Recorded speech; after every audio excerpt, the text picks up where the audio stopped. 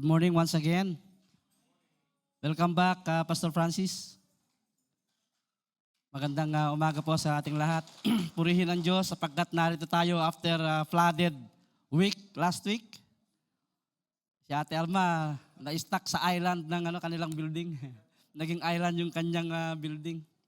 Purihin ang Panginoon sapagkat everything has its own purpose. Amen? At tunay nga ang Diyos ay mabuti kung kaya tayo ay narito muli upang magsama-sama sambahin ang kanyang ngalan sa kataas-taasan. Amen po.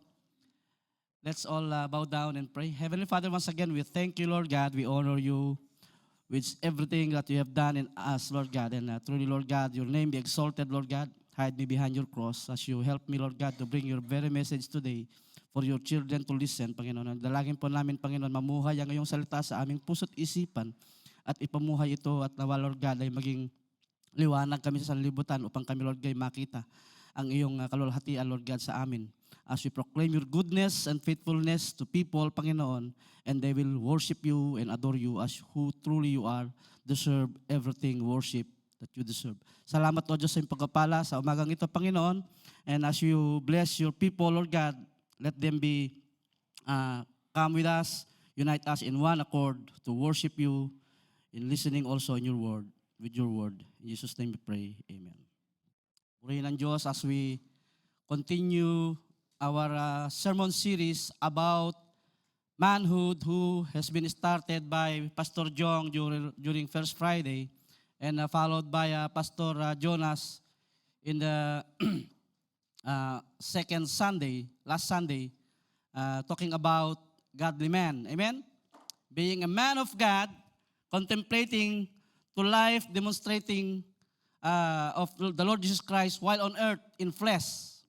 And godly men being a man of God, knowledgeable about the Bible and the principle of the gospel for us to proclaim to mankind.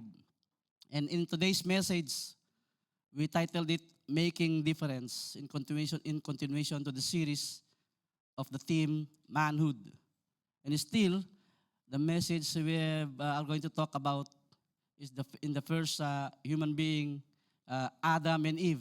Palagay ko kung andito si Adam ngayon, sabi niya, bugbog na ako dito sa church na to. Linggo-linggo na lang ako pinag-uusapan. And even then, we have to take lessons from the past experiences of Adam and Eve for us to become, to improve as we are and making difference. Bugbog na bugbog man si Adam, but then again, we have a lot lesson to learn from the life of Adam and Eve being a first couple in the first day on earth. And we have seen the Bible in particular, in the book of Genesis, his failures in many ways intends us to commit failure as well. Hindi naman tayo perfect. Amen? And as we have meeting with Kuya Alvin and Pastor Jong and Pastor Jonas a few weeks back, sabi nga namin, we as well are failures. If we considered ourselves father, friend, and family man, we still having failures. But it's not there and yet a period for us to stop. We have to pursue our life being tackled in the Bible, that we have to improve, we have to grow more in spiritual matter, that we are children of God, the leader of God, pointing out in our family, in our flocks, to be a manhood, which means state of being of man rather than a child. So let us define manhood. Manhood, meaning having the qualities traditionally associated with men. Of course, women are not exempted. Men as in tao. Such as courage, strength, and maturity.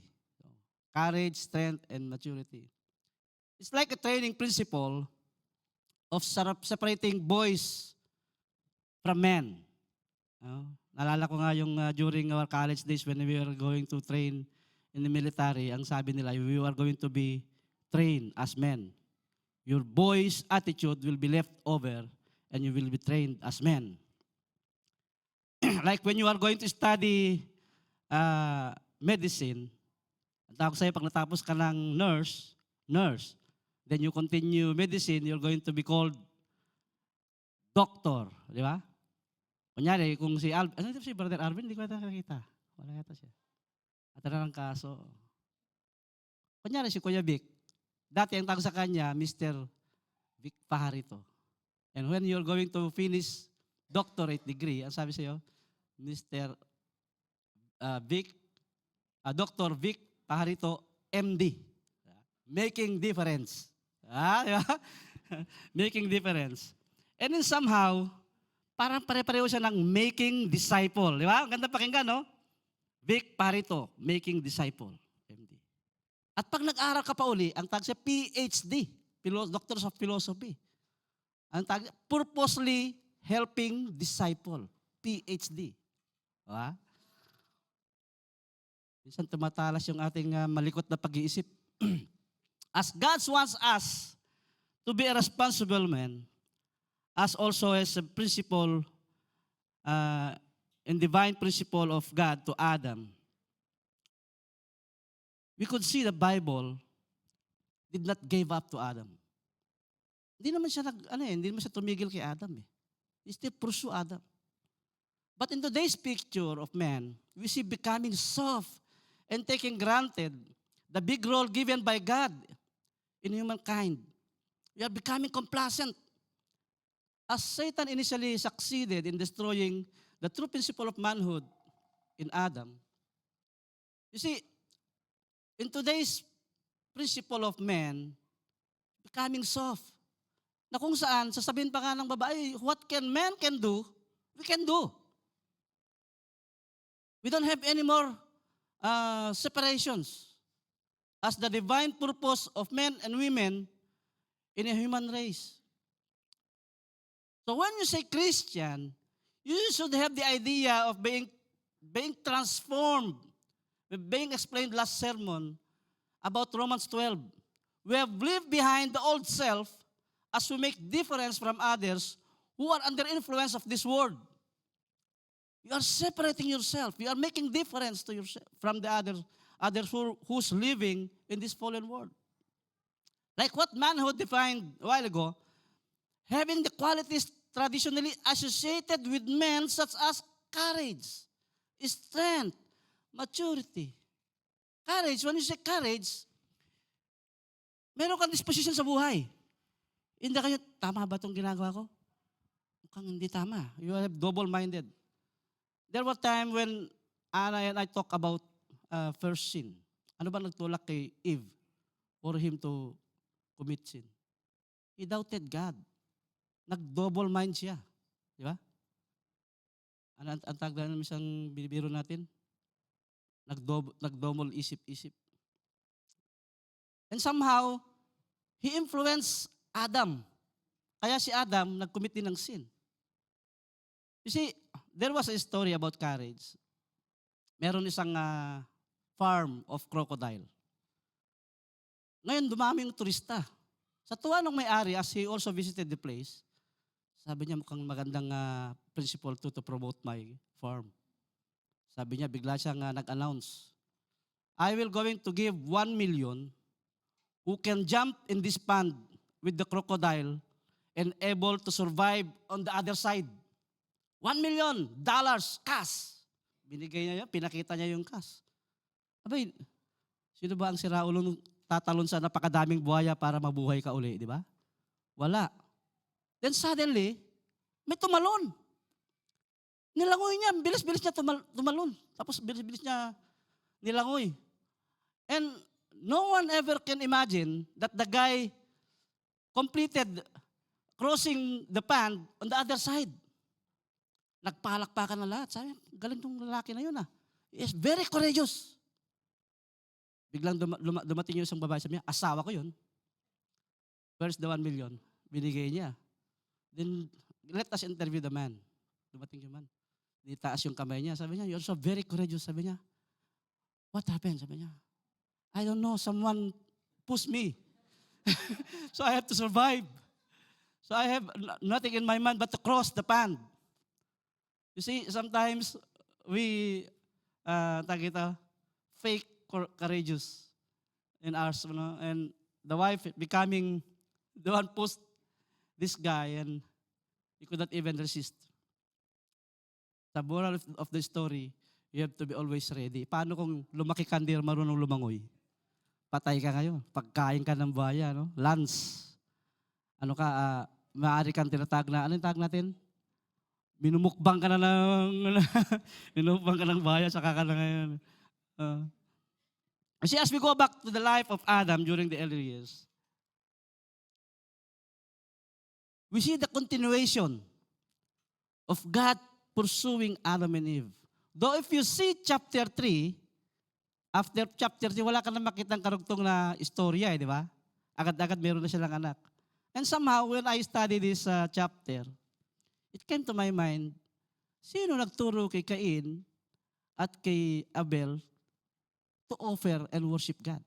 Somehow, there is instructions from the Lord, instruct Adam first, and Adam taught his children. Amen?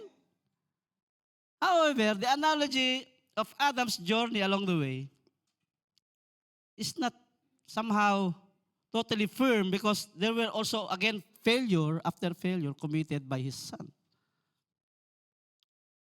Adam being a father and a leader of the family, this gave us the idea that we as children of God also study about mentoring our own children. May kasabihan nga, di ba? How can you disciple others when you cannot even disciple your own family? Amen? As we keep noticing Adam's failure, it is imperative to learn the principle of leadership as we lead people and discipling children of God to make difference. Be intentional in mentoring. Hindi siya parang pinagtagpo lang kayo. Making disciple is so a condition must be to submit to your discipler as well you also to be committed the one you are going to be disciple, no? to teach. No? It's not doing by your own strength but connected what God's teachings through the scripture. The very first we should understand, being with God as we accept the Lord as Lord and Savior, the relationship is there. We should develop commitment. Una-una nating ma-develop is commitment. Second is loyalty. You cannot follow the Lord without your loyalty to Him. Loyalty is unpaid commitment. It is not just an emotion impact by surrendering yourself and your tears flowing down, and you see yourself, yes, I'm with you. It is a commitment that you surrender your whole life, not 99%, but 100% of yours. Leaving behind the old self, as the scripture says in 2 Corinthians 5:17, the old has gone, the new has come. Iiwanan mo, tatalikdan mo ang iyong nakaraan. Yung kabulukang meron ka noon, sawa na, tapos ka na doon, sawang-sawa ka na doon. Nadidiri ka na. Ano sabi nga lang, iyak. Nayayak ka na doon sa dati mo. Making differences for you and for me to develop a character in line with God's desire. For you to develop commitment with God and put your full loyalty on Him is to have the desire to know Him more. To know and put your trust that truly God is the one taking care of everything you are. No one else. That's Christianity. Trusting Jesus Christ as your Lord and Savior. And now we see ourselves having good appetite to read God's Word day by day, praying day by day. As we heard last Sunday's message, we should be knowledgeable of Scriptures. And how? Bigyan natin ng halaga ang Panginoon. Sa pamamagitan ng ating panalangin, sa pagbibigay ng panahon na magbasa ng Biblia, araw-araw. Meditate His Word day and night, and also to teach your children the same principle what 2 Timothy chapter 3 verse 16 says. Ang sabi doon, all scriptures is God-breathed and is useful for teaching, rebuking, correcting, and training in righteousness. For you and me to develop godly leadership, we must study God's word consistently and continuously. No exceptions. Without studying the gospel and the Bible, how can you grow spiritually? Tell me. How can you share anything good from the Bible if you don't do anything studying from the scripture? In Adam's lives, we should study from the book of Genesis to Revelation. Targetin mo na mabasa mo yan. Not just because of scriptures have to be read like other books. But in principle, you have to read the Bible. Not just picking out what is verse, exactly what do you want. But the whole context of the Bible for you to explain further when someone asks you. I saw one skeptical guy in YouTube yesterday together with my brother-in-law. Sabi ko, panoorin mo kung paano siya sumagot. Very hard questions being thrown to him about the existence of God. And for me to see, if not being knowledgeable of the gospel and the scriptures, how can you answer these questions? So hard. Talagang yung intellectual knowledge in a world view, he will pierce that guy. But he was ready because he read the Bible and studied everywhere part of the Bible, I think. So let us start in verse Genesis chapter 4, verse 1. Adam made love to his wife,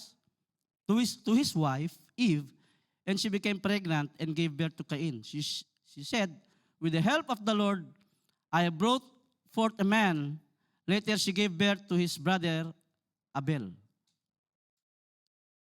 You see, after chapter 3 of fallen of man in chapter 3, God still blessed Adam and Eve to have children and become parents. Of course, marami sa atin mga kapatid na hindi nagkakaanak. I, for one, when we were waiting for 4 years, I told my wife, we have to give up waiting. And we worship God for maybe He has something for us. And nung nag-give up namin yung puso namin na ganun, without any expectation, our first child, He gave to us. Ganun sumagot ang Panginoon. And somehow, kung you remain childless till you depart in this earth, nothing changed. God is still the same. You still have to worship Him. You see, somehow, Adam developed the sense of responsibility to his children that he taught them to worship. Yun nga lang, medyo may konting shallow on the part of his son, Cain.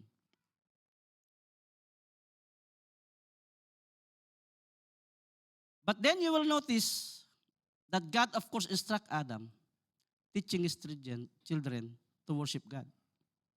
Now Abel kept flocks and Cain worked the soil, in verse 2. In the course and time, Cain brought some of fruits of the soil of an offering to the Lord, and Abel also brought an offering, fat portion, from some of the firstborn of his flock. Now we talk about godly leadership. I do believe that leaders are not just born. They are made. They are being developed. After all, we see failures after failures of Adam that reflecting bad leadership somehow.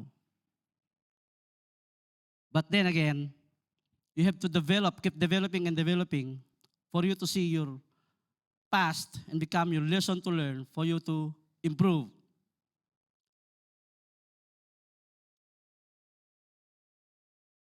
However, leadership of Adam was shallow and complacent. Bakit? Unang-una, hindi niya nakita siguro kung paano mag-alay itong dalawa eh. Pabayaan niya. In himself, as Adam as a leader, in one principle of leadership, sabi niya, know yourself and look for your improvement. Teka, mukhang marami akong pagkakamali. Number one, you have to accept your failure. Pag mong takpan, aminin mo sa sarili mo na nagkakamali ka. From there, you have to improve. That's how you're going to know yourself. Nakita mo yung kahinaan mo at kalakasan mo. Then pray to God. How you to be strengthened. That's number one. Perhaps, along the way, God had a seminar with Adam. Ganito ang tamang pag-worship. Ganito ang tamang relationship with me. Kasi nangyari yung chapter 3, di ba? Tanong nga ako ni Ana, sabi niya, bakit ganun? Pwede naman bigay ang Lord ng pantakip ng kasalanan nila para hindi sila mahiya.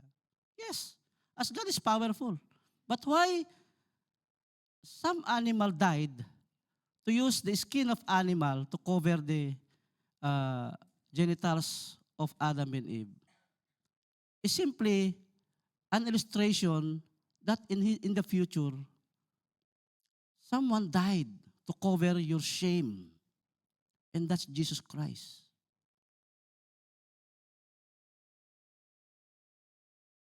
Number 2, leadership principle, know your men and look for their welfare. The question, is Adam looking for his children and look for their welfare? Maybe. We don't know. But to deeper in that, as children of God, as we as father in the family, we keep looking our children growing, how to change the bad attitude into good, bringing them to God as God wants them to be.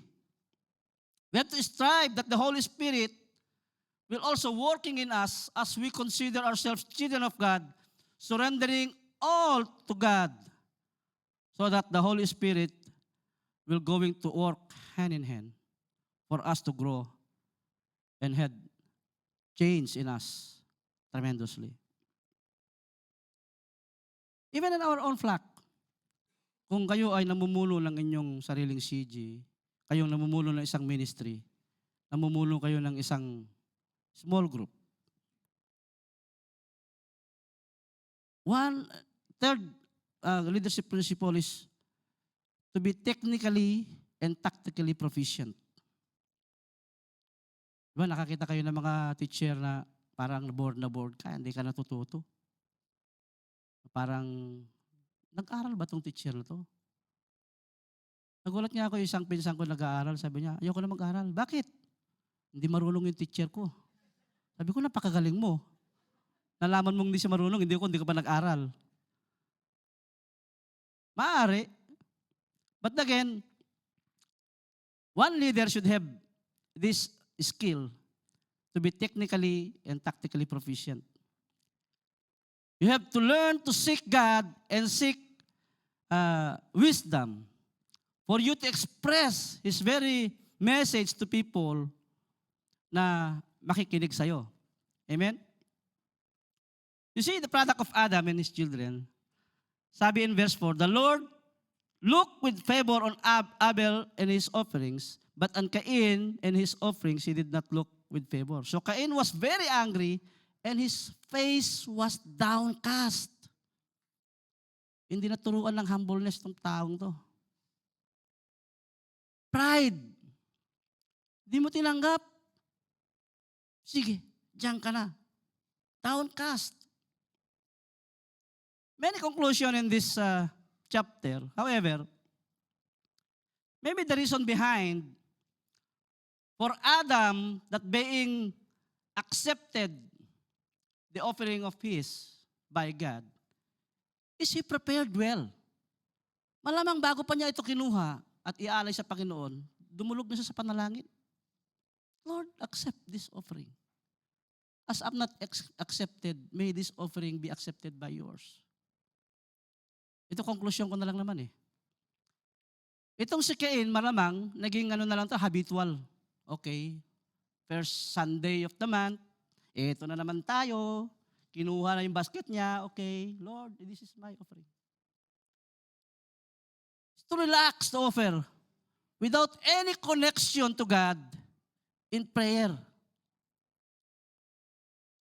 So number one for you to do, you have to humble yourself, putting yourself unacceptable before God for you to beg that God will accept your offering.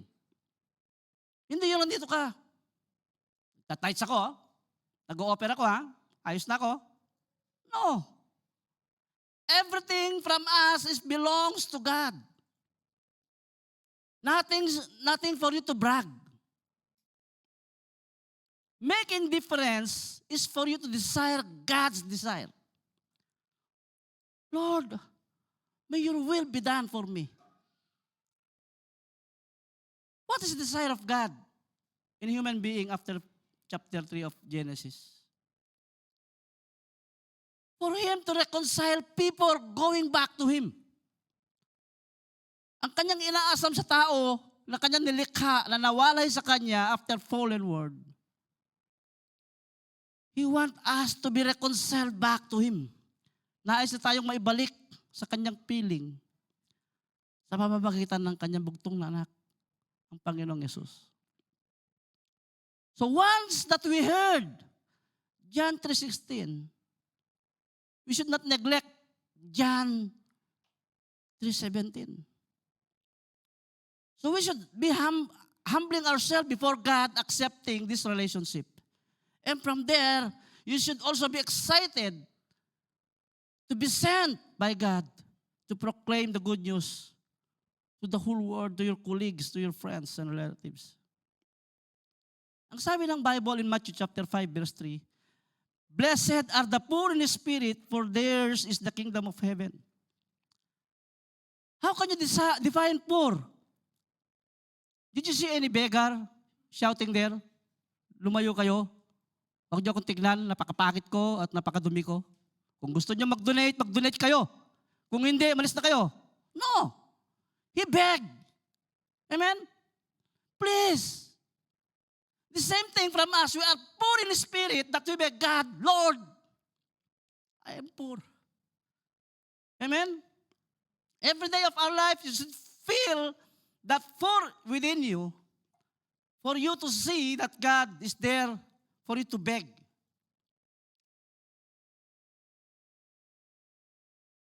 We have to be humbling ourselves before God, seeking His presence and His favor for us to live a holy life. Verse 3, in the course of time, Cain brought some of the fruits of the soil as an offering to the Lord, and also brought an offering fat portions, some of the firstborn of his flock. We see here, Cain also initiated something. But again, the difference is, Abel brought fat portion of his firstborn. Napag-aralan natin yung widow na nag-alay, di ba? Nabigay siya ng penny. For example, 10 penny. Meron siyang 20 penny, binigay niya yung 10 penny. In percentage, what is that? 50%.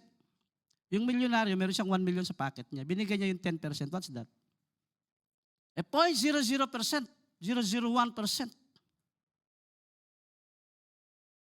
It's easy to give when you are well enough to give.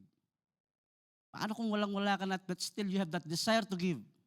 That's what's God's desire from us. For us to give best and making difference for God, for His glory. We desire according to His desire. Otherwise, it's just a wasted energy and efforts.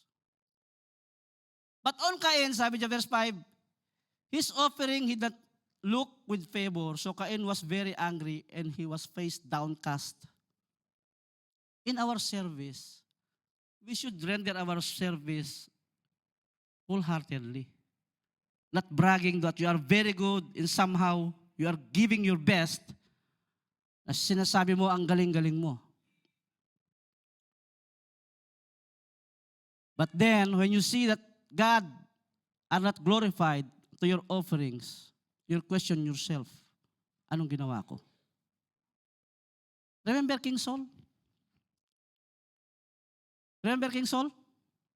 When God asked him to do something, hinigitan pa niya yung gusto ng Panginoon eh. Di ba?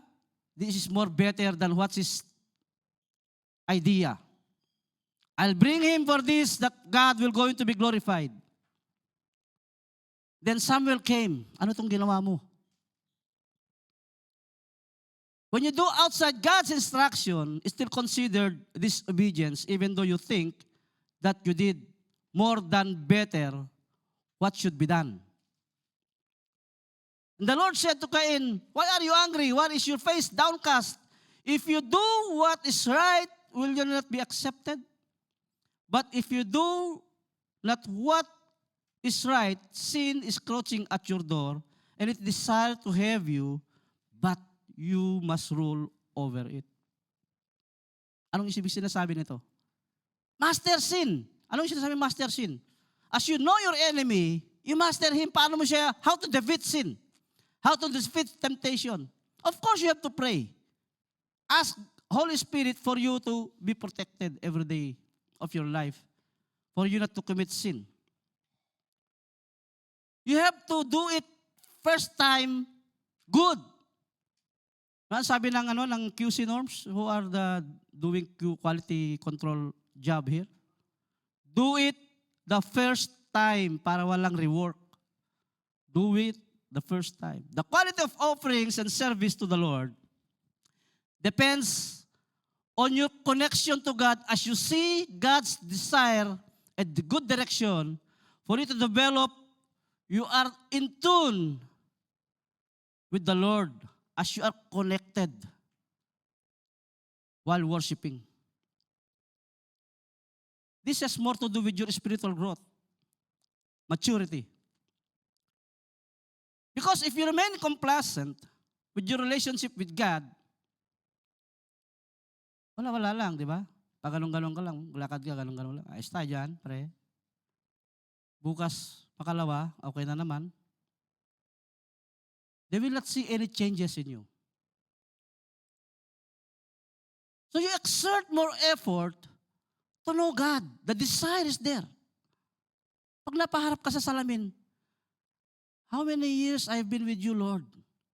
Ano ba nangyayari sa akin? You have to be alarmed. High school student will still study 4 years for them to go to college. Ano ba sinasabi natin doon sa mga nag-aaral ng college na 10 taon hindi natatapos? Bro, meron ka natang isang haligi ng dyan poste dyan sa eskwelahan at ayaw mong iwanan yung eskwelahan You have to move forward. Do what is right for you to be accepted before God. Sabi nga ni Einstein, in insanity, doing the same thing over and over, but expecting different result is insanity. Kabaliwan. So slowly check yourselves. Come into humbleness before God. Lord, I want to grow more. Teach me. Help me to grow. Give someone to disciple me. Help me to study. Then somehow, God will going to answer you in a mysterious way that you cannot even imagine. Magugulat ka na lang. So, one principle again is seek responsibility and take responsibility to your actions. Knowing the consequences of every action that you are going to make, preparing yourself for the consequences. Pag nandiyan ka na sa temptation, iisipin mo anong ibubunga sa akin nito. Pag ginawa ko ito, anong mangyayari? You can have a one-day pleasure, but then again, it might give you 100 folds of bad consequences. Kaya pag-aralan mo muna bago ka gumawa ng isang bagay na alam mo ikasisira mo. I don't know if Adam and Eve are aware of what his children are doing. Because nung binabasa mo yung chapter 4, wala kang nakikitang intervention of this parent. Ang kinakausap ng Panginoon yung dalawang anak directly. The problem is, maybe these two children are not transparent to their parents doing things on their own. Kaya nga sinasabi ko sa mga anak ko, while you are under in this house, you are under my responsibility. Anything higher decision that you're going to make, it should be in my information. So another principle of leadership, keep the commander informed. Keep your parents informed. Transparency. Magugulat ka na lang may nangyari na, hindi alam na magulang. And on the other hand, leader should inform his people. No? Father should inform his children what's happening. Yung hindi kayo nagkakagulatan. So one principle of leadership is there, ensure that the task is understood, supervised, and accomplished. O mag-aalay ba kayo? Tiyak ba kayo na yan ay tatanggapin ng Panginoon? You have to advise them. This is how to do it. That's what God's instructions. Do it properly. One thing leadership principle is train your men as a team. Palakay ko itong dalawang magkapatid, kanya-kanya eh. Ayan sa'yo, akin to, bahala ka sa buhay mo. Magsama tayo kung sino ang tatanggapin ng Panginoon. No. Siguro kung nagsama sila, itong dalawa pagsama natin, ala natin sa Panginoon. And God will going to be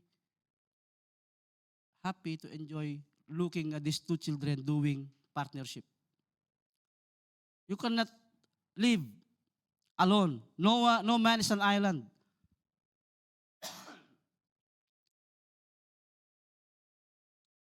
Secondly, wrong motives. When you do your offerings, see to it that you have that right motive to glorify God, not to glorify yourself.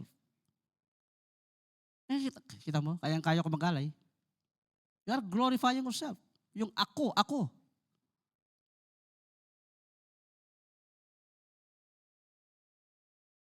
Ano ba ang una nating motive dapat?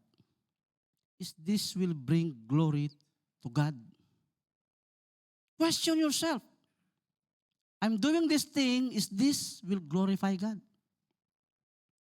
But how can you determine God's desire if you seldom praying and maybe not even reading the Bible more often? And wondering many years, you don't even know what is John 3:16. You don't even know what is Genesis to look where in the Bible.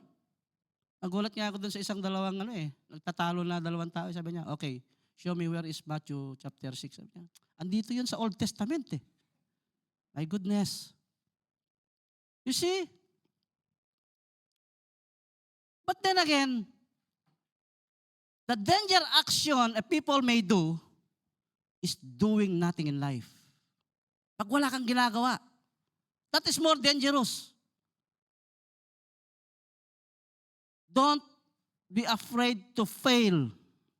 When you fail, you stood up, rise again, and ask God.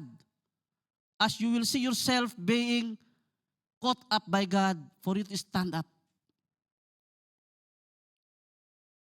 Footprints in the sand.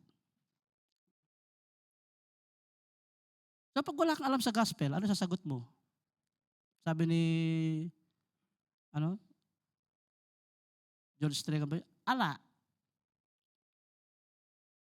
Aral tayo mga kapatid. Keep reading.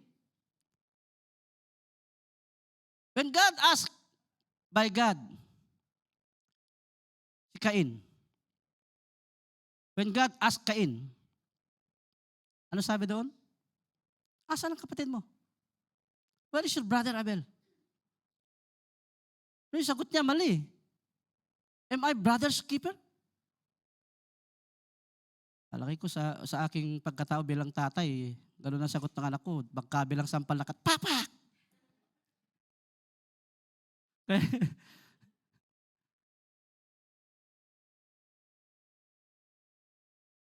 See, I'm observing, even in this setup, My daughter is about to set his keyboard and everything.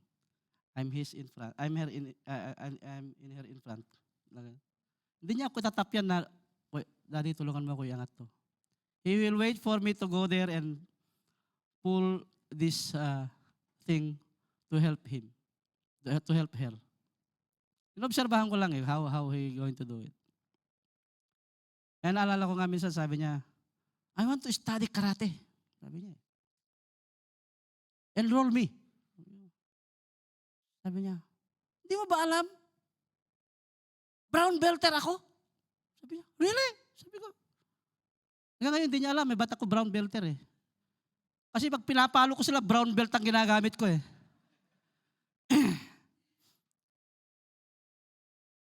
But then again, my wife saw me changing. Now they are growing up. There are stages of mentoring children. There are certain stages that you can spank your children if you do. And when you see yourself na parang hindi na siya applicable. Kaya minsan kahit yung anak kong pangalawa, pag may ginagawang hindi tama hindi ko na siya mapala. Dalaga na eh. I have to pull her somewhere and talk like a certain level na parang kayo magkapatid. You see, this is bad. This is good. There are sometimes that you raise your voice, but you have to see sometimes that you have to lower your voice for them to listen and gain respect. Amen? See, another leadership principle, be responsible to your action. God is not short-handed God. That when you committed sin and you humble yourself asking for His forgiveness, you are doubting Him that He will not going to forgive you.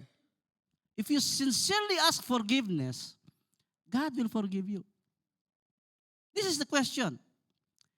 If only Cain admit, "Lord, I've done this horrible thing. I killed my brother. Forgive me."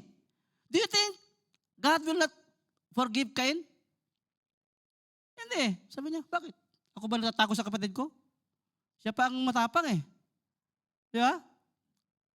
See, 1 John chapter 1 verse 9 says, "If we confess our sins, He is faithful and just and will forgive us, give our sins, and purify us from all unrighteousness."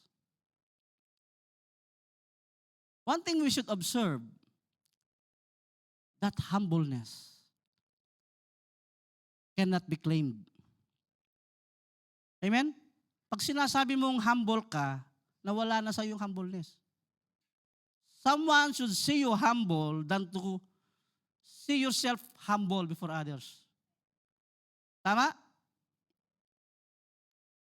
The Lord said, "What you have done?" Without seeking forgiveness, the consequences of your sins will become severe to the point that it seems unbearable. Ano sabi ni Cain? Nung sinabi sa kanya ng Panginoon, "Your brother's blood cries out to me from the ground. Now you are under curse and driven from the ground, which opened its mouth to receive your brother's blood from your hand." Kukonsensahin niya hanggat di mo sinusuko sa Panginoon. You cannot move forward with our forgiven sins. You cannot step forward when you see yourself with many baggages of sins. This we have to remember. Our sins will be forgiven if we ask sincerely to God for us to be forgiven. But then again, consequences could not be excused. Meron at meron siyang consequences. Kaya nga ang tawag sa atin ng mga bata, "Yan, napala mo. Napalo ka ng nanay. Sorry. But still, pinalo ka pa rin, that you already forgiven. The consequences is still there. So alam na natin, para maiwasan natin ang magkasala, tignan natin yung bigger consequences of our actions. Another principle of leadership, make sound and timely decision. Yeah? Hold up. Sandali. Go! There's a timing as God give us a timely period for us to do such decision. Kaya nga ipag-pray mo yung sarili mo eh. Lord, help me. For one, I've been praying God will give me another job. I've been in the company 15 years. I prayed to God, Lord, I'm fed up in this company. Help me to leave this company. How many years I've been praying? Maaari sabihin sa'yo, stay there. Hold up. Stand your grounds, boy. Wait for some time. You have to understand the meaning of waiting.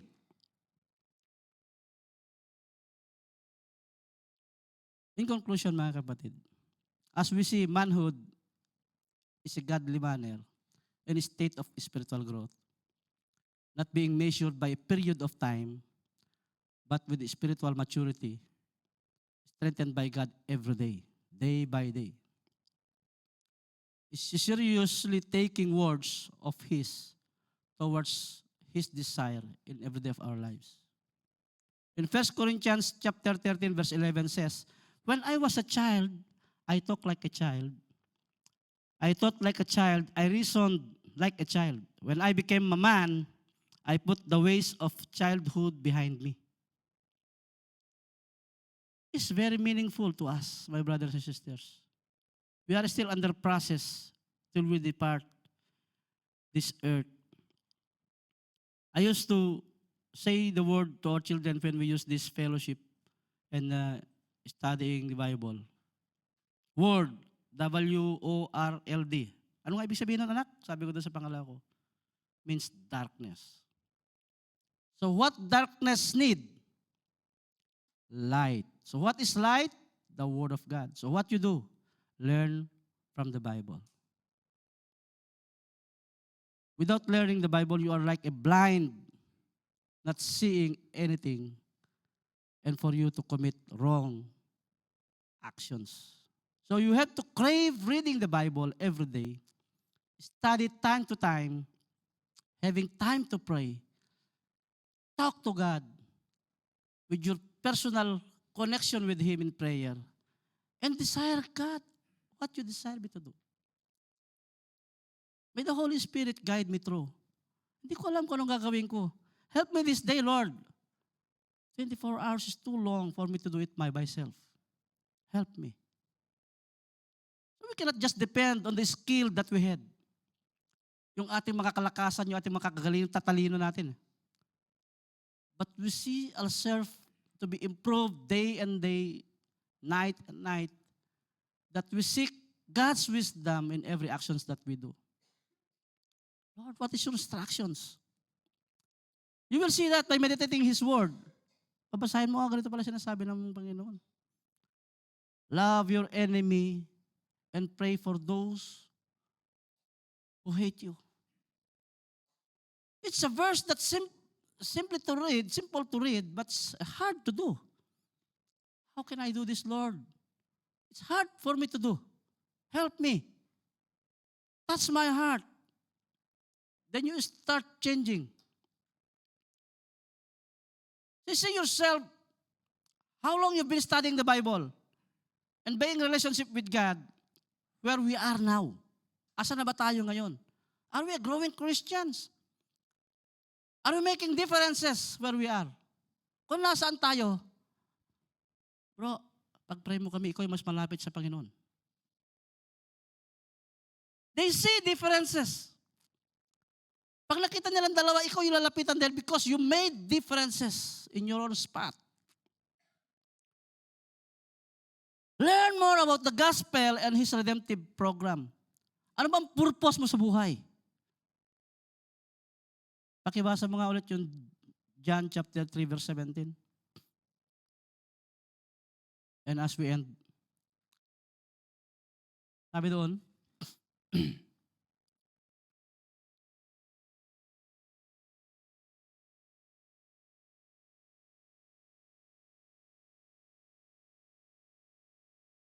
sabi niya, for God did not send His Son into the world to condemn the world, but to save the world through Him. The word there is sent. Hindi siya natatapos sa John 3:16. And for you to know the verse of John 3:16, you should see yourself being sent by God for you to become a messenger of God for these people around you know this thing. That you are not just being saved, but being sent by God purposely to proclaim His good news and the gospel. For us to make a difference, develop hunger and thirst of God's word in every day of our lives, seeking His presence in our lives continuously, praying and practicing God's desire. Glory to God. Let's pray. Heavenly Father, once again, we thank you, Lord, today, giving us the desire, Lord God, to honor you in every of our lives, Panginoon.